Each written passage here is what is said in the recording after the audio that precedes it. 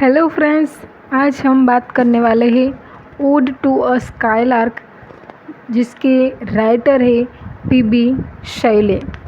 PB Shelley Italy के एक ग्राम्य विस्तार में गए थे, तो उन्होंने एक पक्षी का मधुर गीत सुना और इसी गीत की इंस्पिरेशन लेके उन्होंने ये पोएम लिखी है ओड टू अ स्काईलार्क, और ये 1821 में लिखी गई थी।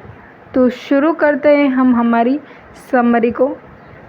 तो वक्ता है उत्साह से एक स्काईलार्क को पुकारता है, उसकी प्रशंसा एक हर्षित आत्मा के रूप में करता है। वक्ता आगे बताता है कि स्काईलार्क वास्तव में कभी पक्षी नहीं था, इसके बजाय स्काईलार्क स्वर्ग से एक प्राणी है, या कम से कम स्वर्ग के पास, और वहाँ से स्काईलार्क स्वचालित रूप से संगीत नोटों के भरपूर कलात्मक तारों में अपनी भावनाओं को बाहर निकाल देता है।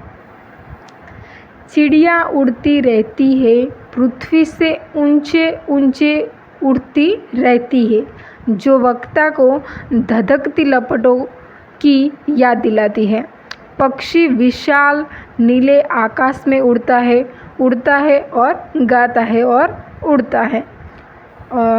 उसका दूसरा स्टांजा है, सूरज डूबने लगता है, एक सुनहरी रोशनी देता है जो आसपास के बादलों को रोशन करती है।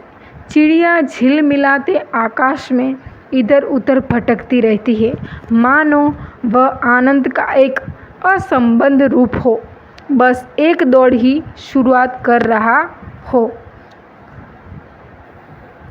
फीकी बैंगनी शाम स्काईलार्क की उड़ान के लिए रास्ता बनाती है, उसके चारों ओर धूल जाती है और पक्षी को ढंक देती है।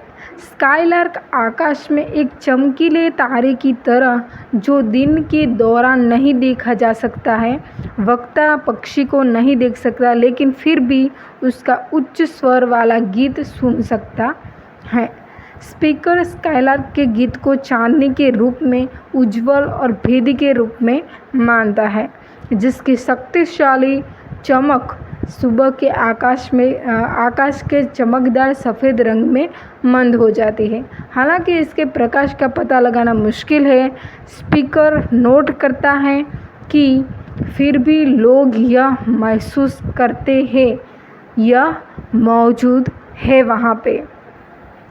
स्काईलार्क की समृद्ध काले पूरे आकाश और नीचे की पृथ्वी को भरती हुई प्रतीत होती है।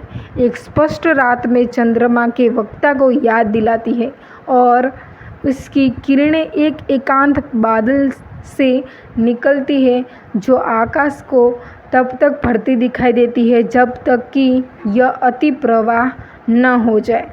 जैसा कि मनुष्य को वास्तव में स्काईलार्क की शक्ति को नहीं समझते हैं, स्पीकर पक्षी से इसके लिए योग्य तुलना खोजने में मदद मांगता है।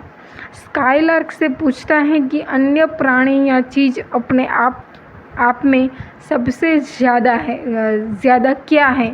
वक्ता ये बताते हैं कि इंद्रधनुषी बादलों की प्रकाश बिंबित पानी की बूंदें भी सुंदर संगीत की बौछारों की तुलना में फीकी पड़ जाती हैं, जिससे स्काईलार्क बरसता है। वक्ता स्काईलार्क की तुलना एक गहरे विचार में डूबे कवि से करता है। कवि बिन बुलाए गीत लिखता है, शुद्ध रचनात्मक बुद्धि द्वारा लाया गया। जब तक कि मानव जाति को उन आशाओं और आशंकाओं के प्रति सहानुभूतिपूर्ण नहीं बनाया जाता है जिनकी उसने पहले अवहेलना की थी।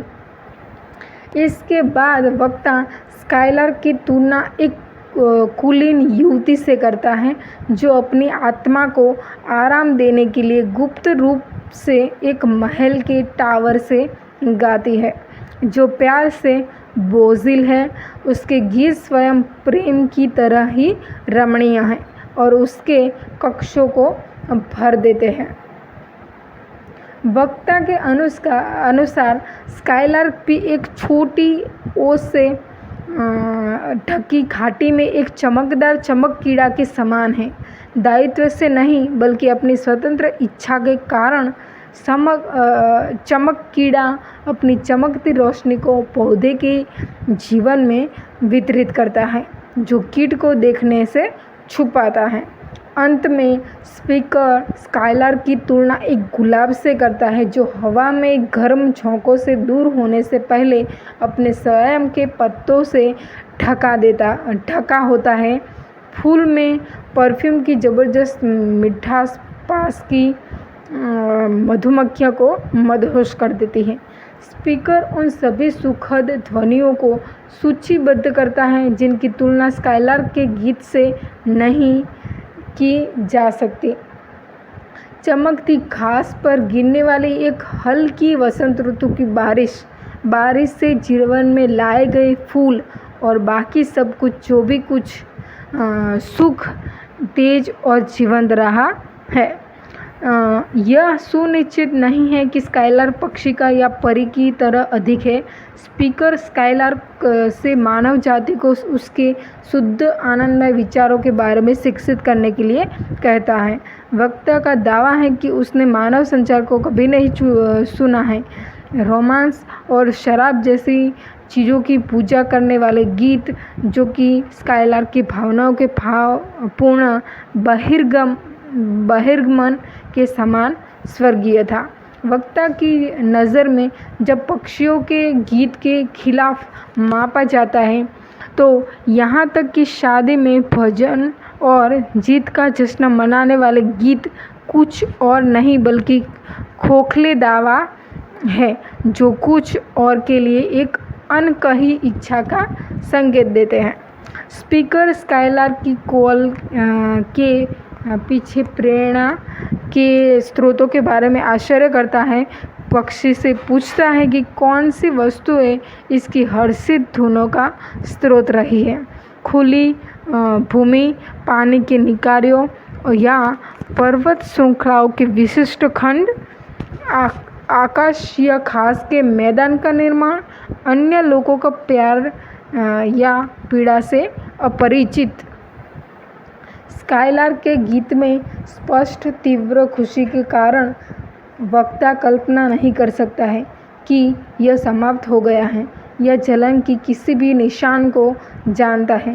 स्पीकर के निरीक्षक निकाला कि स्काइलार्क प्यार करता है, लेकिन कभी भी उस उदासी का अनुभव नहीं किया है जो अत्यधिक प्यार ला सकता है। इसके अलावा स्पीकर का मानना है कि स्काइलार्क चाहे सचेत हो या न हो, कि मृत्यु के मामलों पर अधिक गहराई और अंतर्दृष्टि से विचार करना चाहिए, जो कि केवल नश्वर मनुष्य कल्पना कर सकते हैं। स्पीकर को आश्चर्य होता है कि और क्या समझा सकता है कि स्काइलार्क का संगीत इतनी सुंदरता और स्पष्टता के साथ कैसे बहता है।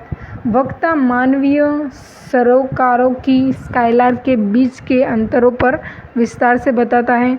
लोग अतीत और भविष्य की ओर देखते हैं जो उनके पास नहीं है, इसके लिए तरसते हैं, और इसके अलावा यहाँ तक कि सबसे वास्तविक मानव हंसी में कुछ हद तक पीड़ा होती है, और सबसे सुखद गीत जो लोग रचते हैं वे भी सबसे दुख व्यक्त करते हैं। भले ही मानव जाति रोने में असमर्थ थी और घृणा, घमंड और भय को अस्वीकार कर सकती थी, फिर भी वक्ता को विश्वास नहीं होता कि स्काइलार्क के आनंद का अनुमान लगाने में सक्षम होगी। स्काइलार्क को एक प्राणी के रूप में संबोधित करते हुए सांसारिक मामलों को खारिज करता है। वक्ता समझाया कि कवियों के लिए स्काइलार्क का कौशल्य किसी भी सुंदर ध्वनि या किसी भी कीमती जानकारी की लय से अधिक है जो किसी पुस्तक में पाई जा सकती है। स्पीकर स्काइलार्क से एक अंतिम विनती करता है और पक्षी को खुशी का आधा ज्ञान साझा करने के लिए कहता है जो उसके पास होना चाहिए। वक्ता को मानना है कि इस तरह का ज्ञान प्राप्त करने से वक्ता के मुंह से मधुर अराजकता फैल जाएगी। इसके अलावा वक्ता का मानना है कि मानव जाति ऐसे छंदों को सुनेगी और जैसे वक्ता आकाशवाणी को सुनता है।